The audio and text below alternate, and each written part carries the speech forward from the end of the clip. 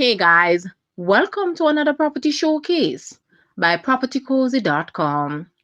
We have here a beautifully designed, charming two-story home for sale. The floor space is 5,347 square feet. It is located in the peaceful and family-friendly community of Four Parts, Denbigh in Clarendon. Located a few minutes from the town of Maypen and 5 minutes from the toll road to get to Kingston or Manchester. This home has an amazing floor plan and is great for a large family. Upstairs has a huge master bedroom with ensuite bathroom that walks out to a large balcony. Two additional huge bedrooms and another bathroom with sitting area and lots of storage. Downstairs consists of two bedrooms, two baths, huge living, dining, and kitchen, additional sitting area, two-car garage, entrance foyer, enclosed porch, laundry room, detached storeroom with water tank and hot water on top.